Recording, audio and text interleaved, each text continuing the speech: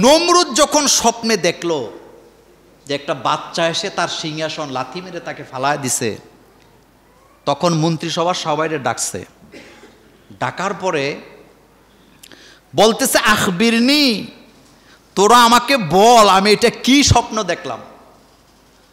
তো যার যার মতো করে সে ব্যাখ্যা টেক্কা দিছে।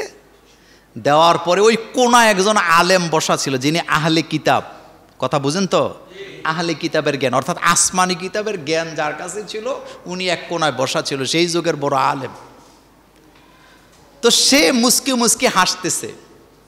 নমরুদ বলতেছে, তুমি হাসো কেন? তখন সে বলছিলেন যে আমি হাসতেছি এই জন্য, আপনার সামনে যে বুদ্ধিজীবীরা আপনাকে এতক্ষণ স্বপ্নের ব্যাখ্যা দিছে, একটারও ব্যাখ্যা কি হয় নাই। এইটা ঘটনা না, ঘটনা অন্য জায়গায়। তখন নমরুদ বলেছেন, ঠিক আছে তুমি বলো আমি এটা কি দেখলাম। সে বলছেন, ঠিক আছে আমি বলে দিচ্ছি।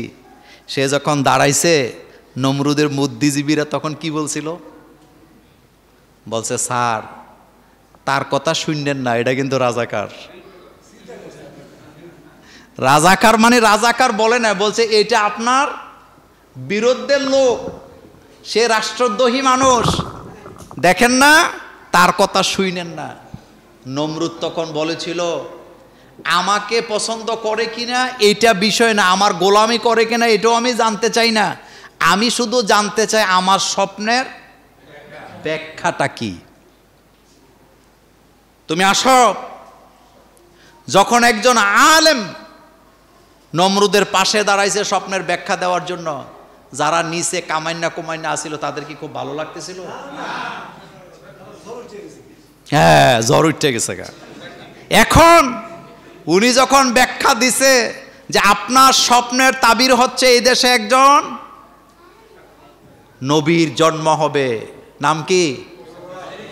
ইব্রাহিম, এবং সে আসবেই আপনার সিংহাসন, এই শিরিকের উপরে দাঁড়ানো আপনার এই মসনদকে সে তছনছ করে দিবে। নমরুদ তখন দাঁড়ায় বলছিল, সে যেটা বলছে এটা আমার বুঝে আসছে, এইটাই ঠিক, তোদেরকে খামোখা লালন পালন করি, ইব্রাহিম যেন আসতে না পারে এই বুদ্ধিটাও সে চাইছে।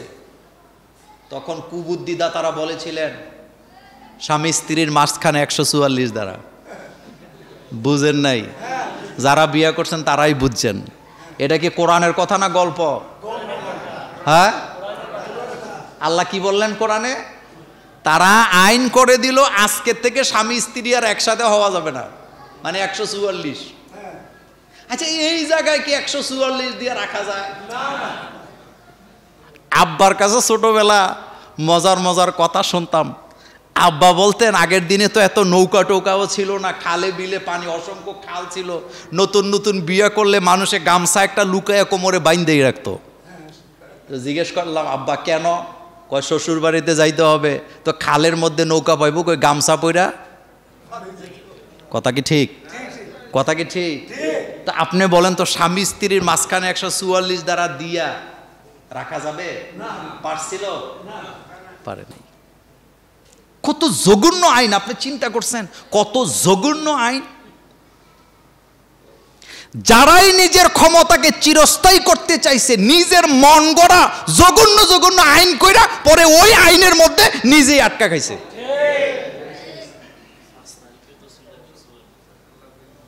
আপনার তৈরি করা ট্রাইব্যুনাল আপনার বিরুদ্ধে কি হবে?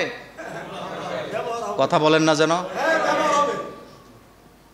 ইব্রাহিম আলাইহিস সালামের আব্বা ঘুম থেকে জাগছে, বউর কথা মনে হয়েছে, তীব্র চাহিদা। তিনি মনে মনে ভাবছে, গেট তো 2-3টা আছেই, চেষ্টা করতে সমস্যাকে, আমি দেখি না আমার বউর কাছে যাইতে পারি কিনা। প্রথম গেটের কাছে তিনি যখন গেছে, ঘুমের মালিককে, 2 দারোয়ান 2 পাশে। হযরত ইব্রাহিম আলাইহিস সালামের আব্বা যখন গেটের কাছে গেছে, গেট কেউ খুলছে না, খুলে গেছে, অটোমেটিক খুলে গেছে, তিনি বেরিয়ে চলে যাচ্ছেন। তিনি যখন প্রথম গেট পেরিয়ে দ্বিতীয় গেটের কাছে গেছে, একটার ঘুম ভাঙছে। ঘুম ভাঙে একটা আরেকটার কয়, কিরে কে মনে হয় গেল? আরে যা বেটা, কেউ যায় না, ঘুমা, ইসলামি করস বেটা। দ্বিতীয় গেটে গেছে, আবার খুলে গেছে, তৃতীয় গেটে গেছে, আবার খুলে গেছে। দারোয়ানের ঘুম কারে কয়? ইব্রাহিম আসলামের আব্বা বিবির কাছে গেছে, বিবির কাছে যাইয়া সাক্ষাৎ করে আবার চলে আসা পর্যন্ত দারোয়ানরা টের পাইছে, কিন্তু ইব্রাহিম আলাইহিস সালাম এখন মায়ের পেটে চলে গেছে। সুবহানাল্লাহ বাজ্যে কই, এই ক্ষমতা কার? কোরআন যে কি মজার কিতাব! কোরআন কি শুধু আমাদেরকে শুধু শাসন করার কথা শোনায়? কি অসাধারণ কথা আল্লাহ এখানে বললেন, যে ইব্রাহিমের আব্বা বিবির কাছে গেলেন, সেখান থেকে ফেরত আসলেন, তার পেট, নবীদের মায়েদের পেট বড় হতো না, এটা বোঝা যেত না, এটা নবীদের মুজিজা।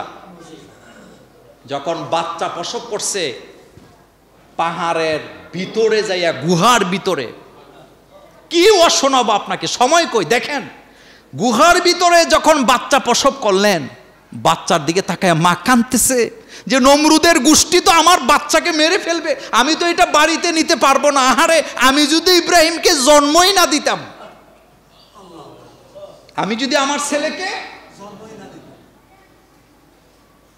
বাচ্চা তো, মা তো আর বাচ্চা মারতে পারে না, বাড়িতে চলে যাবে শবে সাদেকের আগে।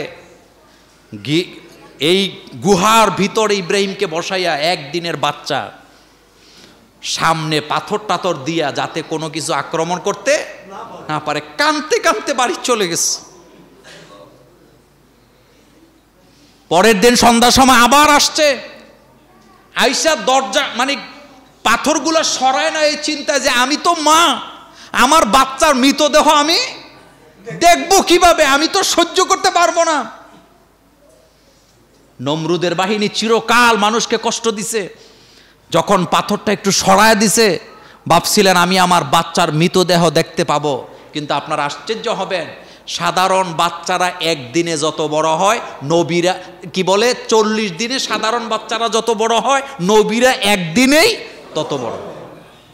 হযরত ইব্রাহিম আলাইহিস সালামের মা চোখ দিয়া তাকায়া দেখতেছেন, ইব্রাহিম আলাইহিস সালাম বসে বসে এই যে এই আঙ্গুল চুষতেছে, আর আঙ্গুলের মাথা দিয়া ডক ডক করে দুধ বাইর হচ্ছে।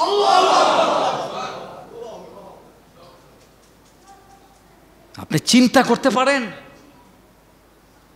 কি বের হচ্ছে? এই আঙ্গুল দিয়ে দুধ উনি খাচ্ছেন। তিনি আশ্চর্য হয়ে গেছে। রাত্রে যায়, সকালে চলে আসে। ঠিক এই সময় খবর গেছে আপনার স্ত্রী পরকিয়া করে। ইব্রাহিম আলাইহিস সালামের আব্বার কাছে খবর দিছে আপনার স্ত্রী, সে প্রত্যেক দিন রাতের বেলা জঙ্গলে চলে যায়। সে নমরুদের বাহিনীর কাছ থেকে ছুটি লইয়া ডান্ডা একটা লইয়া আইছে, বউরে পিডানের লেগে পাহারা দিতেছে। আসছে আজকে স্ত্রীর সাথে শুয়ে আছে। মা তো মন পড়ে আছে কোথায়? ইব্রাহিম আলাইহিস সালামের আব্বা খেয়াল করে দেখলেন তার স্ত্রী ঘুমায় না, খালি ছটফট করে। সে ঘুমের ভাঙ ধরলেন। তাফসীর ইবনে কাসির বাড়ি যে পড়বেন, মারিফুল কোরআন পড়বেন, সে ঘুমের ভাঙ ধরছে। তিনি তো মা উঠে চলে যাচ্ছে, তার বাপ ওই লাঠি হাতে নিয়ে পেছনে পেছনে যাচ্ছে। যেতে যেতে যেতে যেতে যখন গুহায় তিনি ঢুকে যাচ্ছে, সে ভাবছে যে আমার হাতে নাতে আমি ধরছি। যখন গুহার ভিতরে ঢুকছে, তার স্বামী 100% নিশ্চিত কোনো না কোনো পুরুষের সাথে দেখা করতে গেছে। সে যখন লাঠি দিয়া গুহার ভিতরে আঘাত করতে গেছে, আঘাত করতে যাইয়া বাচ্চার দিকে নজর পড়ছে। দেখছে এটার ভিতরে কোনো কি নাই, পুরুষ নাই, একটা বাচ্চা দেখা যায় যেটার বয়স 4-5 বছর হবে। তিনি তার লাঠিটাকে থামালেন, জিজ্ঞেস করলেন কে এটা?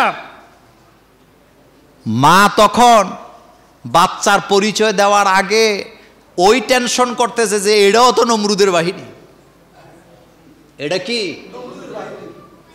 অনেক কথা বলার পরে তখন বলছে যে আপনি যে আসছিলেন ওই দিন আমি গর্ভবতী হয়েছি। ওদিকে গেলাম না, আমি শুধু আপনাকে বুঝাইতে চাইলাম যোগে যোগে ইসলামকে টিকায় রাখছে কে? আল্লাহ। এটা থাকবে, এটা যাবে